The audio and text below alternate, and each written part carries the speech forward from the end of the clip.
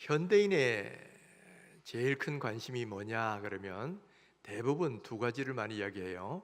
하나는 돈이고 다른 하나는 건강이라는 거죠. 우리가 과거에 이렇게 먹고 살기가 힘들었을 때는 사실은 돈 버는데 좀 더 관심이 많았어요. 그때는 건강에 좀 해치더라도 어쨌든 먹고 살기 위해서, 돈을 벌기 위해서 밤늦도록 일하고, 어떤 사람은 투잡, 쓰리잡까지 뛰는 그런 사람들도 있었죠. 그러다가 이제 우리가 조금 잘 살게 되니까 사람들의 관심의 축이 이제는 돈에서 건강으로 조금씩 옮겨가기 시작합니다. 그래서 이제는 건강이 중요하다. 돈 벌어도 건강이라면 다 잃더라.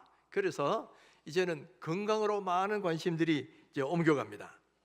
그래서 이제는 어떤 돈을 들여서라도 건강을 얻기 위해서는 이제 시간을 투자하기도 하고 돈을 투자합니다.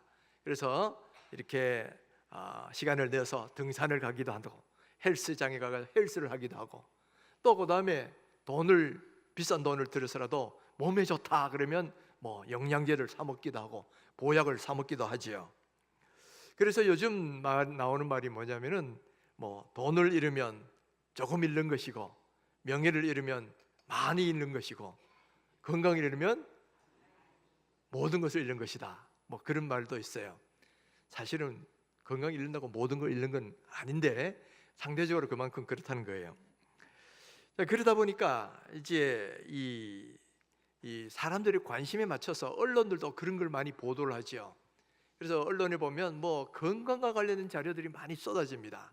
그래서 과거에는 듣지도 보지도 못했던 그런 이상한 식물들, 동물들 이야기도 합니다. 무슨 심해에 있는 상어의 간에서 추출한 어떤 성분, 또는 악마의 발톱이라고 불리는 식물에서 추출한 성분, 처음 평소에는 들어보지도 못했던, 접하지도 못했던 그런 것들도 많이 소개가 돼요. 그리고 또 한번 이게 몸에 좋다 소문이 나면 그날부로 동이 나버리는 그런 현상까지도 일어나는 거죠. 이것을 보면 오늘날 많은 사람들이 얼마나 건강에 관심이 많다라는 것을 잘 보여주고 있어요. 그런데 이렇게 건강에 관심 많은 현대인들도 놓치는 게 하나 있습니다. 그게 뭐냐면은 건강을 위해서 이렇게 운동을 한다, 몸에 좀 뭔가를 먹는다, 이런 것은 잘 관심을 갖고 있는데 그보다 더 중요한 요소가 있다는 걸 강구하고 있다는 거예요. 그보다 더 중요한 게 뭘까요? 마음의 문제입니다. 마음의 기쁨과 즐거움, 평안함, 이것이 사실은 우리가 먹는 보약이나 어떤 약보다도 더 건강에 중요한 문제라는데 이거를 모르고 있다는 거예요. 여러분, 오늘 성경 말씀은 우리들에게 우리 몸의 건강을 위해서 가장 중요한 것이 뭔가 하는 것을 잘 말씀해 주고 있어요. 17장 22절 다시 한번 읽어보겠습니다. 마음의 즐거움은 양약이라도 심령의 근심은 뼈를 마르게 하느니라. 자, 한 번 더 읽겠습니다. 마음의 즐거움은 양약이라도 심령의 근심은 뼈를 마르게 하느니라. 자, 이번에는 보지 말고 암송해 보겠습니다. 자, 암송 시작. 마음의 즐거움은 양약이라도 심령의 근심은 뼈를 마르게 하느니라. 제가 이렇게 강조하면 다음 주에 퀴즈에 나올 거야, 안 나올 거야? 자, 여러분 상상에 맡기겠습니다. 자, 마음의 즐거움은 뭐라 그랬습니까? 양약이다, 좋은 약이라는 거예요. 몸의 건강에 상당히 좋은 약, 어떤 보약보다도 더 좋은 약이라는 거죠. 그러나 반대로 심령의 근심은 뼈를 마르게 한다. 뼈를 마르게 한다는 건 꼭 뼈만 마르게 한다는 말이 아니라 그만큼 온 몸의 건강에 치명적인 부작용을 준다, 그런 말이지요. 여러분, 우리 몸의 건강에 가장 직접적인 영향을 주는 것이 뭐냐면은 이 마음의 상태라는 거예요. 그래서 육신의 건강은 마음먹기에 달려있다는 말을 제가 오늘 이 설교 제목으로 잡은 겁니다. 여러분 실제로 여러분 마음이 괴로우면 어떻게 되느냐? 우리가 시편 32편에 보면 마음이 괴로울 때 나타나는 현상을 이 다윗이 잘 고백한 게 나옵니다. 내가 입을 열지 아니할 때에 종일 신음함으로 내 뼈가 쇠하였도다. 주의 손이 주야로 나를 누르시오니 내 진액이 빠져서 여름 가물에 마름같이 되었나이다. 지금 이 다윗이 이 바세바와 범죄하고 난 뒤에 그 죄책 가물에는 마음의 고통이 얼마나 심했던지 그냥 종일 신음했다는 거예요. 그리고 뼈가 쇠했다는 거예요. 뿐만 아니라 진액이 빠져가지고 여름 가물에 마름같이 되었다. 여러분 이거 이해가 되십니까? 너무 고통스럽고 마음에 막 스트레스 쌓이고 하면 몸에 진액이 다 빠져가지고 삐쩍 마르는 그런 모습이 된다는 거예요. 다니엘이 바로 다윗이 그런 것을 경험했다는 말이죠. 이것도 바로 우리 마음 상태가 몸의 건강에 얼마나 큰 영향을 준다는 것을 잘 보여주는 거예요. 이 마음의 문제가 몸의 건강에 영향을 준다는 것은 현대의학으로도 다 입증이 되는 이야기입니다. 여러분 우리가 경험하는 바 아니에요? 자, 내가 근심 걱정이 있고 스트레스 쌓이는 일일까 하면 어떻게 됩니까? 밥을 먹어도 소화가 안 돼요. 소화불량이 됩니다. 밤에 누워서 잠을 자도 잠이 잘 안 오죠. 불면증으로 이어져요. 또 뿐만 아니라 이것이 지속되면 머리가 하얗게 새기도 하고 몸에 살이 빠져서 체중이 빠지기도 하고 또는 뼈가 마르고 노화가 얼굴도 막 늙어지는 거죠. 그리고 면역 체계가 무너지면서 조그만 일에도 질병이 생깁니다. 여러분 내가 스트레스 막 있으면 면역 체계가 무너져가 조그만 일에도 감기 몸살이 금방 와버려요. 여러분 경험하셨을 겁니다. 또 뿐만 아니라 이 스트레스가 면역 체계를 붕괴시키면서 이 혈당 같은 것이 잘 활용이 안 돼서 결국 당뇨병 같은 것들이 만성적으로 나타나게 된다는 거예요. 그리고 심지어는 현대인이 제일 두려워하는 병인 암까지도 이 스트레스로 말미암아서 나타나게 되더라는 거지요. 제가 최근에 읽은 어떤 세계적인 면역학자라고 하는 일본의 어떤 의학 교수가 쓴 책을 보니까 이 사람의 암이라는 것은 대부분 스트레스에서 온다는 거예요. 사람이 스트레스를 받으면 두 가지 몸의 현상이 나타나는데 첫 번째가 저체온증. 저체온증이라는 건 우리 몸의 체온이 평균 36.5도인데 막 스트레스 쌓이면 35도 이하로 막 떨어진다는 겁니다. 그 다음에 두 번째는 저산소증. 왜 우리가 어떤 충격적인 말을 들으면 갑자기 숨이 막혀가지고 말이 막혀가지고 말도 안 나오고 막 숨이 허덕허덕 그럴 때가 있잖아요. 그런 것처럼 스트레스 쌓여도 저산소증이 일어난다는 거예요.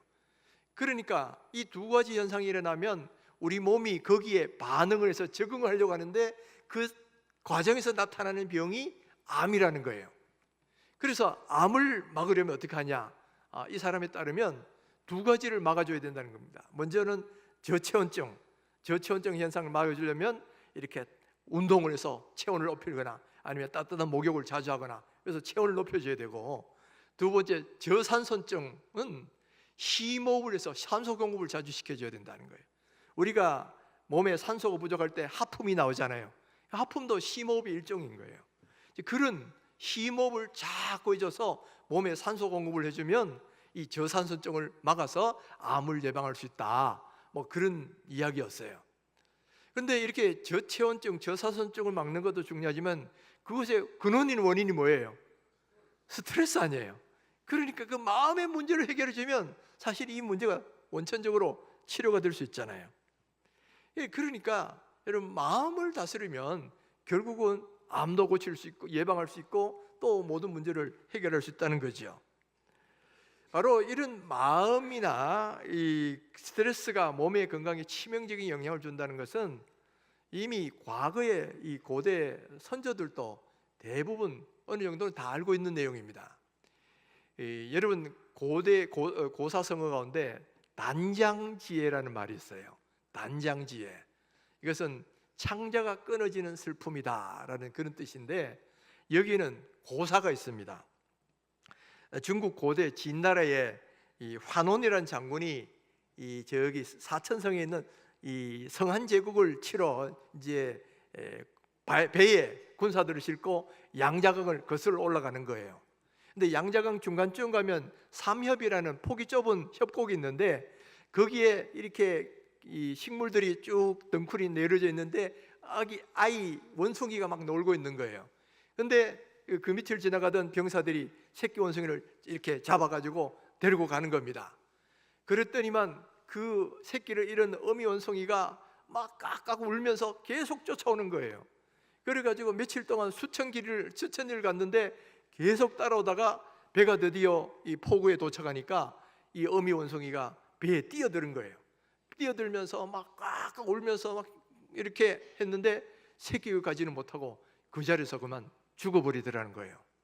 하도 슬프게 울면서 죽길래 그래서 병사들이 배를 갈라보니까 창자가 다 녹아서 끊어져 있더라는 거예요. 바로 거기서 나오는 말이 단장지에, 극심한 슬픔에 빠지면 창자가 다 끊어져 버리는 그런 아픔이 있다는 거죠. 우리 자식을 잃어버린 부모들의 고통이 뭐 그렇지 않겠어요?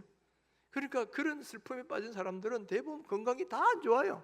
다 안 좋아. 어떤 충격을 받았다 이러면 다 그냥 그때부터 쓰러져가지고 병이 나거나 몇 달 만에 세상을 떠나는 그런 일들이 수많이 이루어지는 거죠. 그러니까 마음의 괴로움은 몸에 큰 악영향을 준다. 이것은 이미 이 성경에 있는 말씀이기도 하지만은 뭐 과학적으로도 의학적으로도 증명이 돼 있고 이미 경험적으로도 우리 선조들도 다 알고 있는 그런 내용이라는 거죠. 자, 그럼 이처럼 마음의 근심이 건강에 큰 악영향을 준다면 반대로 마음의 즐거움은 어떨까요? 당연히 그 반대 아니겠어요?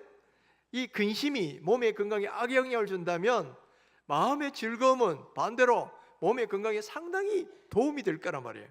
성경은 그것을 뭐라고 표현했냐면 양약이다.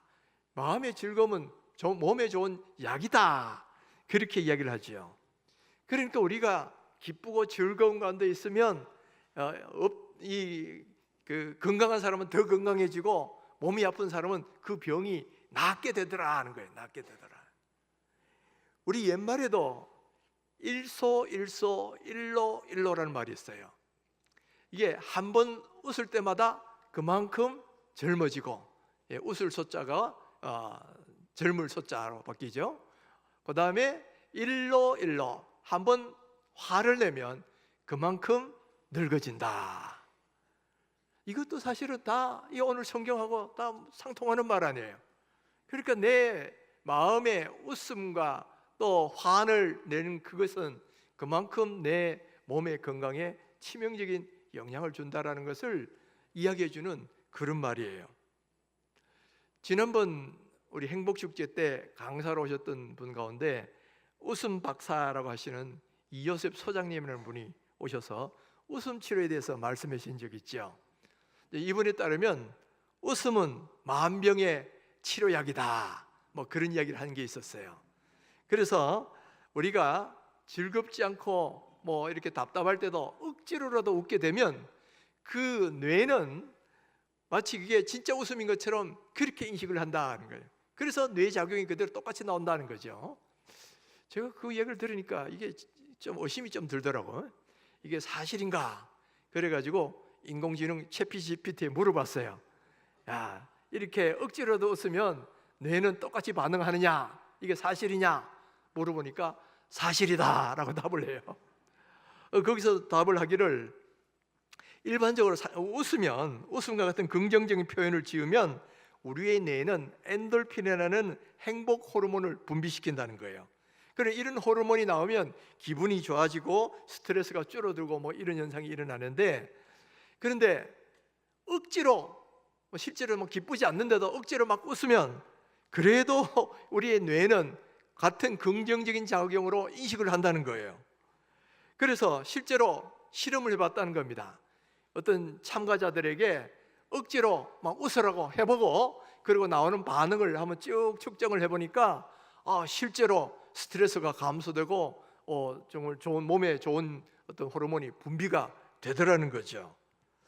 그래서 이것을 기반으로 해가지고 나타난 게 웃음 치료학이다라는 거예요.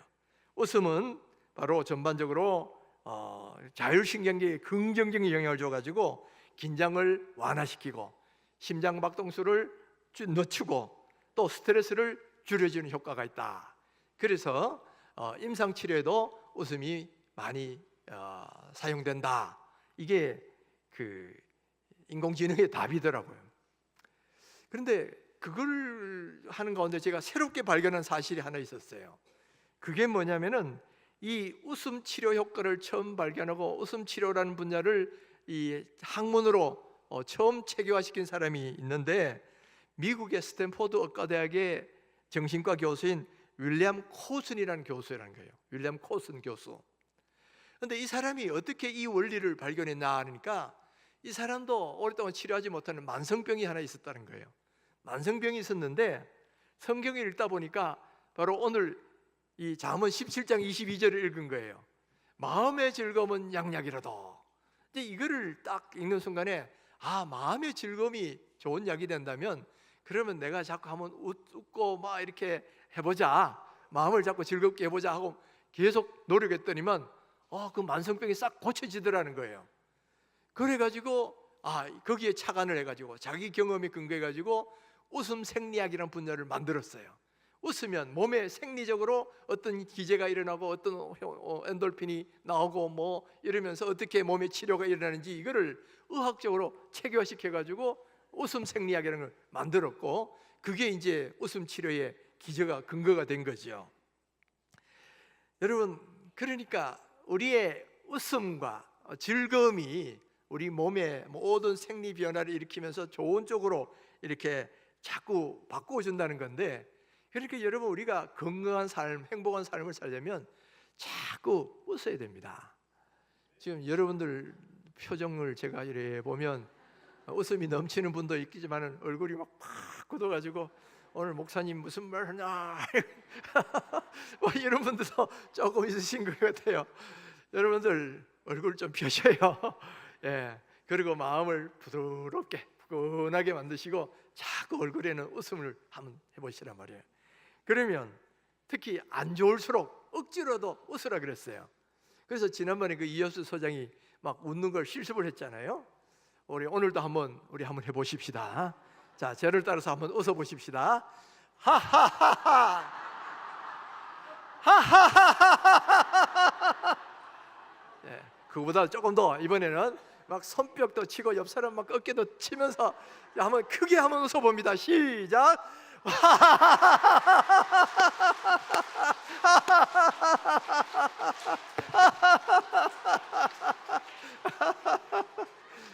처음에는 억지로 웃어도 나중에 진짜 웃음이 나와요. 전에 황수관 박사도 억지로도 웃으면 나중에 가짜라서 웃게 된다 뭐 그러던데, 하여튼 억지로도 자꾸 웃어보십시오. 그러면 그런 가운데 진짜 웃음이 진짜 나와요. 자연스럽게 웃음이 되고, 또 그런 가운데 아까 그 챗GPT도 답했던 것처럼 우리 몸에는 이게 긍정 신호로 인식해가지고 건강 호르몬이 막 솟아나고, 그래서 우리 마음이 더 즐거워지는 그런 일이 일어난다는 거죠. 아마 이제 엔돌핀 지수가 좀 더 높아졌을 겁니다. 여러분 믿으시고 얼굴을 확 푸시고 가셔요. 자, 이렇게 억지로라도 웃어도 이런 몸에 좋은 영향이 온다면, 여러분 진심으로 즐거워서 웃는 웃음을 하면 얼마나 더 좋은 영향이 오겠어요. 그러니까 억지 웃음도 이런 좋은 결과가 나오는데, 진심으로 마음이 즐겁고 기뻐서 막 웃는다면 그것은 훨씬 더 우리 몸의 건강에 좋은 영향이 올 것이라는 거예요. 자, 그러면 어떻게 하면 우리 마음을 불안, 스트레스, 우울증, 불면증 또 그러고 근심, 걱정, 염려 다 버리고 그야말로 즐거운 마음을 가질 수 있느냐 하는 거예요. 실제로 우리의 여건만 본다면 즐거울 수 있는 사람 거의 없죠. 일시적으로는 즐거울 수 있겠지만은 우리의 인생에 얼마나 힘든 일이 많습니까? 하는 일이 안 되기도 하고, 또는 속 썩이는 사람 나오고 하여튼 스트레스 받는 일들이 많이 있어요. 근데 성경 말씀은 바로 이렇게 어렵고 힘든 상황에서도 우리에게 즐거운 마음 가질 수 있도록 그렇게 가르쳐 줘요. 자, 그러면 어떻게 하면 우리가 그런 마음을 가질 수 있느냐? 성경의 진리를 보면 첫 번째는 항상 기뻐하라 그랬어요. 항상 기뻐하라. 항상이란 말은 당연히 좋고 기쁠 때, 이럴 때만 항상이 아니고 어렵고 힘들 때도 기뻐하라는 말씀이죠. 그러면 어떻게 어렵고 힘들 때도 기뻐할 수 있느냐? 여러분, 하박국 선지자가 그것을 잘 말씀하고 있어요. 하박국 선지자, 비록 무화과 나무가 무성하지 못하며 포도나무에 열매가 없으며 감람나무에 소출이 없으며 밭에 먹을 것이 없으며 우리의 양이 없으며 외양간에 소가 없을지라도 나는 여호와로 말미암아 즐거워하며 나의 구원의 하나님으로 말미암아 기뻐하리로다. 자, 지금 내가 밭에 열매도 없고 소출도 없고 또 집에 있는 우리의 소나 양도 없고 그러니까 돈이 하나도 없다 이 말이에요. 그래도 내가 기뻐할 수 있는 건 뭐냐? 나의 구원의 하나님으로 말미암아 기뻐하리로다. 그러니까 내가 아무리 가진 것이 없고 형편이 어려워도 나는 나에게 주신 구원의 하나님, 그 하나님 때문에 기뻐할 수 있다는 거예요. 여러분, 우리 한번 돌아보십시오. 지금 내가 없는 거, 뭐 어려운 거 이거 생각하지 마시고요. 내가 하나님께서 나에게 이미 주셨던 그 축복과 은혜들을 한번 돌아보시란 말이에요. 우리 하나님은 어떤 하나님이냐? 우리에게 구원을 주신 하나님이에요. 우리가 죄를 지어서 죽을 수밖에 없는 그런 존재였잖아요. 이미 영적으로 하나님과 분리되어 죽었고 육신도 곧 죽을 것이고 육신이 죽고 나면 이제는 지옥에 가서 영원히 형벌을 받으면서 살 수밖에 없어요. 근데 여러분, 지옥 지금 불에 손만 살짝만 대도 뜨거운데 그 지옥 같은 데서 영원을 산다고 생각해 보십시오. 얼마나 고통스럽겠습니까? 근데 하나님이 바로 우리를 구원해 주셔서 그 길로 가지 않고 오히려 영원한 행복의 길, 천국의 길로 가도록 그렇게 구원해 주셨잖아요. 이것만 해도 이 우리 얻은 이거에 비하면 뭐 좀 경제적으로 어렵고 힘든 이거는 아무것도 아니에요. 아무것도 아니야. 거기다가 우리 하나님은 또 우리를 어떻게 만드셨냐? 구원하셨을 뿐만 아니라 하나님의 자녀 삼아 주셨어요. 자녀라는 것은 아버지의 것을 상속받을 수 있는 권세가 있다는 이야기입니다. 그러니까 하나님 나라를 우리가 상속받을 수 있는 상속자예요. 그러니까 우리가 지금은 가난하고 뭐 별 볼 없는 사람일지 몰라도 하나님 나라 가면 어떻습니까? 이제는 하나님 나라의 왕자요, 하나님의 나라의 모든 것을 상속받을 그런 존재라는 거죠. 그러니까 지금 우리 집은 단칸방 월세 이거지만은 하늘 나라 가면 황금보석 꾸민 집이 나를 위하여 기다리고 있다는 거예요. 그럼 이거를 믿는 사람은 마음이 부유하지 않겠습니까? 구원의 하나님으로 인하여 그걸 바라보는 사람은 기뻐할 수 있는 거예요. 지금 내가 없는 거 이거 몇 가지 그거는 앞으로 받을 거에 비하면 아무것도 아닌 거야. 그러니까 성경은 우리에게 이렇게 말합니다. 하나님 믿는 사람은 무명한 자 같으나 유명한 자요, 근심하는 자 같으나 항상 기뻐하고 가난한 자 같으나 많은 사람을 부유하게 하고 아무것도 없는 자 같으나 모든 것을 가진 자로다. 모든 것을 가진 자라 그랬어요. 뭐 지금 가난한 것 같이 보여도 사실은 모든 것을 가진 그런 사람이에요. 우리가 이것을 믿음으로의 눈으로 바라보고 소망 가운데 살면 지금 내가 어려워도 담대할 수 있잖아요. 기뻐할 수 있는 거예요. 그러니까 지금의 어려움이 아니라 하나님이 나에게 얼마나 풍성한 삶을 주셨는지, 나에게 얼마나 모든 것을 주셨는지 이거를 바라보면 우리는 기뻐하고 즐거워할 수 있다는 거예요. 뿐만 아니라 두 번째는 쉬지 말고 기도하라 그랬습니다. 자, 기도하는 것이 우리 마음의 즐거움과 무슨 상관이 있느냐? 상관이 아주 많죠. 여러분, 우리가 어렵고 힘든 문제가 있으면 마음이 막 눌리잖아요. 스트레스가 쌓이고 막 늘 마음이 막 불안하고 힘들어요. 그런데 하나님이 이런 우리를 위하여 주신 놀라운 선물이 하나 있는데, 특권이 하나 있는데 바로 하나님 앞에 기도할 수 있는 특권을 주셨다는 거예요. 지금까지는 너희가 내 이름으로 아무것도 구하지 아니하였으나 구하라 그리하면 받으리니 너희 기쁨이 충만하리라 그랬어요. 지금까지는 너희가 내 이름으로 아무것도 안 구했지만은 이제 하나님 믿고 난 뒤부터는 내 이름으로 구하라 그리하면 하나님께서 너희에게 주실 것이라는 거예요. 그러면 그 다음 너희 기쁨이 충만하리라. 그러니까 여러분, 염려, 근심, 걱정, 불안이 있을 때 더욱더 하나님께 나아가셔야 돼요. 그리고 여러분이 있는 상황을 마음 있는 대로 다 털어놓으시고 너 염려를 다 주께 맡기라 그랬으니까 염려를 주님께 맡겨보세요. 우리 예수님은 우리 인생의 주인이시잖아요. 좋은 일도 주인이시지만 어렵고 힘든 나쁜 일도 그분이 주인이셔요. 그러니까 그걸 내가 가지고 막 핸들하려고 그러지 마시고 그거를 주인 되신 예수님께 맡기시라 하는 거예요.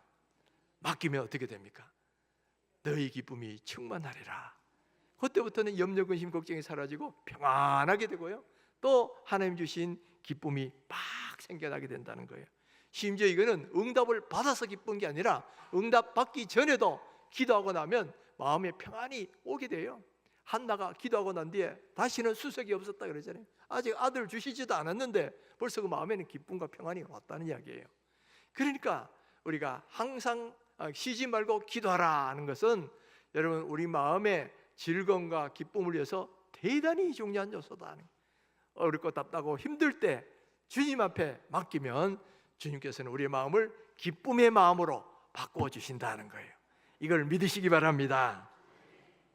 세 번째는 범사에 감사하라는 거예요. 여기도 범사라고 했는데 여러분, 여기는 모든 일에 감사라는 거죠. 잘 될 때뿐만 아니라 어렵고 힘든 일에도 감사라는 거죠. 왜냐? 감사는 우리의 불안과 두려움과 여러 가지 그런 안 좋은 마음들을 긍정의 마음으로 바꿔주셔요. 감사하는 마음 속에는 오히려 희망을 주시고 기쁨을 주시고 위로와 평안을 주신다라는 거예요. 2차 대전 때 어떤 일본의 장교가 이제 패전을 하고 이제 국내로 돌아왔어요. 근데 국내에 돌아보니까 보는 사람들마다 군인들 향해 저놈들 때문에 우리나라 망했다 막 그러는 거예요. 그걸 보고 막 마음에 오라통이 치밀고 분노가 치미니까 막 그게 그만 병이 돼 버렸어요. 그래가지고 그만 얼굴 외에는 온 전신이 꼼짝도 못하는 그런 상황이 돼서 병원에 입원하게 됐다는 거예요. 근데 병원이 아무리 검사를 해도 몸에 이상은 없는데 몸은 꼼짝할 수 없는 그런 상황이 돼 버렸어요. 그러니까 병원에서 판단해, 이거는 어떤 신체적인 문제가 아니고 정신적인 문제다. 그래서 정신과 의사가 치료하기 시작했어요. 그 정신과 의사가 이제 와서 이야기합니다. 기치 선생, 이 사람 이름이 기치였어요. 낫고 싶으세요? 예, 낫고 싶습니다. 그러면 제가 시키는 대로 할 수 있겠습니까? 예, 한번 해보지요. 자, 그러면 이제부터 감사합니다라는 말을 하루에 10,000번씩 해보십시오. 하루에 10,000번. 그러니까 뭐 한번 해보지요 했단 말이에요. 그래서 그날부터 이제 감사합니다, 감사합니다, 감사합니다, 감사합니다 이렇게 막 헤아리면서 몇백 번, 몇천 번을 막 감사합니다. 그러니까 처음에는 억지로 막 감사합니다 했는데 나중에 자꾸 하다 보니까 이상하게 마음이 자꾸 감사의 마음이 조금 오더라는 거예요. 그래서 굳은 마음이 자꾸 부드러워지고 또 이렇게 굳어진 얼굴도 풀려지고 막 그 완고한 마음도 부드럽게 바뀌고 그러게 되더라는 거죠. 그러고 있는데 어느 날 아들이 이 감홍시를 이렇게 선물을 들고 와가지고 아버지 병문안 왔어요. 아버지 이거 드시고 빨리 일어나세요. 그러니까 가만히 생각하니까 그래도 아버지라고 이렇게 와가지고 병문안하는 게 참 감사하잖아요. 그래 아들아 고맙다 하고 손을 싹 내밀었는데 자기도 모르게 손을 내밀었어요. 그러니까 손이 움직여진 거예요. 그러니까 그때부터 몸이 풀리고 모든 게 정상이 되었다는 거예요. 감사하니까 마음이 굳은 마음이 풀어지니까 몸의 그 모든 것도 다 그냥 풀려나더라는 거예요. 풀려나더라는 거예요. 그러니까 감사하면 바로 이런 은혜의 일들이 일어난다는 거예요. 우리는 행복하니까 감사한다고 생각하지만 그 반대일 수 있어요. 감사하면 행복해집니다. 그 웃으면 뇌도 뭐 이렇게 썩는다 그랬잖아요. 진짜인 것처럼 하는 것처럼 우리 다 감사하면 실제로 감사한 상태로 바뀌게 만들어지는 거예요. 그러니까 감사는 우리의 마음을 즐거움으로 바꿔준다라는 거예요. 그리고 네 번째 또 하나님 가르쳐 주신 말씀이 하나 더 있어요. 기쁨으로 찬양하라. 기쁨으로 찬양하라. 하나님은 우리 인간을 찬양받기 위해서 만드셨어요. 그래서 하나님이 우리가 찬양할 때 하나님이 대단히 기뻐하셔요. 그것도 기쁨으로, 전심으로, 자발적으로 막 찬양을 하면 하나님 더욱더 기뻐하시는 거죠. 그런데 우리가 찬양하면 하나님의 기쁨이 우리 가운데도 전달돼요. 그래서 찬양은 우리 마음도 기뻐집니다. 여러분 경험해 보시지 않았어요? 아까 전에 막 전심으로 찬양하는 사람일수록 하나님 주신 기쁨이 찬양 가운데 생겨나는 거예요. 그런데 적당히 하면 여러분 적당한 정도밖에 안 나오고요, 전심으로 하면 그만큼 마음에 기쁨이 생겨나는 거예요. 그래서 여러분 내 마음이 즐거우려면 하나님을 전심으로 찬양해 보셔야 됩니다. 때로는 기쁘지 않고 힘들 때도, 그럴 때도 찬양을 해보세요. 찬양을 하되 마음을 담아서 진심으로, 그리고 전심으로, 때로는 막 그냥 박수도 치고 또 때로는 손도 들고, 하여튼 내가 가진 모든 걸 다 해가지고 전심으로 하면 찬양을 해보십시오. 그러면 하나님이 굉장히 기뻐하시면서 하나님의 기쁨이 우리 가운데도 그대로 오게 된다는 거예요. 그러니까 여러분 찬양은 우리 마음을 즐거운 마음으로 바꾸는데 굉장히 중요한 요소라는 거예요. 실제로 MD 앤더슨 암센터의 종신 교수로 있는 우리나라 출신의 세계적인 암호학자가 김어신 박사라고 있습니다. 저는 이분이 강의하는 유튜브도 여러 편 들어봤고 신문에 인터뷰한 것도 많이 읽어봤어요. 근데 거기에 보면 뭐 많은 이야기를 했지만 다 빼고 사람들에게는 이 면역 체계라는 게 있어서 웬만한 질병들 올 때는 그걸 막아준다는 거예요. 그런데 이 면역 체계가 무너지면 이제 뭐 병이 걸리고, 면역 체계가 강하면 병이 안 걸리는데, 특별히 이 면역 체계를 이루는 것이 뭐냐면 킬러 세포라는 게 있다는 거예요. 킬러 세포. 그러니까 다른 어떤 병균들이 들어오면 다 그냥 잡아먹는 거죠. 그런데 이 킬러 세포가 사람들마다 그 양이 다르다는 겁니다. 다른데 특별히 연구를 조사를 해보니까 하나님을 열심히 찬양하는 찬양대는 보통 사람들보다 킬러 세포가 1000배가 된다는 거예요. 1000배. 이분도 자기가 깜짝 놀랐다는 거예요. 이분이 교회 장로님이셔요. 근데 해보니까 정말 뭐 1000배나 되는 거 보고 자기도 놀랬다, 뭐 이렇게 말한 걸 봤어요.